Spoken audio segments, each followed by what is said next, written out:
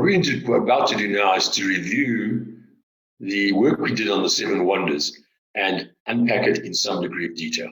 You'll remember from the program that we talked about the 7 wonders of the world, where they were and what they were, and we also talked about the 7 business wonders of the world.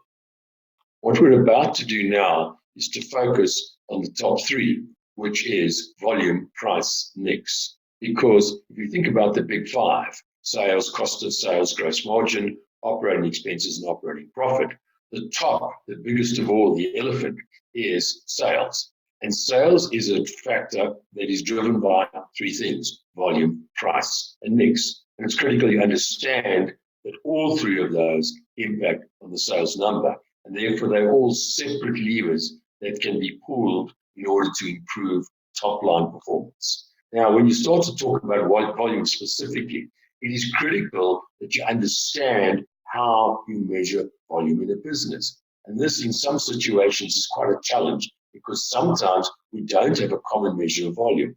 In Muller, in the old days, we always used to measure volume in tons. As you move into new value-added products, tonnage is not an appropriate measure of volume anymore. And yet, we need to recognize, again, that sales is volume times price. And so one of the issues, one of the ways of increasing sales is to increase the volumes in the business. Therefore, you need to understand how we measure volume. So the questions you should be asking yourself is, how do you measure volume in Muller? How do we measure volume in my division? And what are the drivers of volume in my division?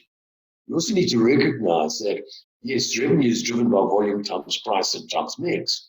And in fact, the true measure of quality of increasing revenue is volume, because price can easily be gained and lost at the stroke of a pen. But volume, increasing volume, is a true measure of market share. So you need to understand what drives volume, how do you measure volume, and most importantly of all, you need to understand you need to ask, what can I do to increase volumes? If you're able to manage volumes, the next thing you need to recognize or ask yourself the question about is volume with regard to which products. And the which product question brings you to the subject of mix.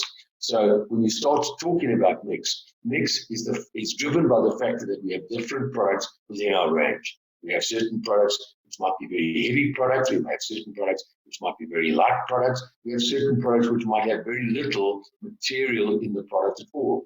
And so, therefore, when we're talking about mix, we need to understand with regard to mix, are we talking about revenue mix or are we talking about margin mix? So when you're talking about revenue mix, essentially you're talking about the average realized price per unit of product. When we're talking about margin mix, we're talking about the average gross margin per unit of product.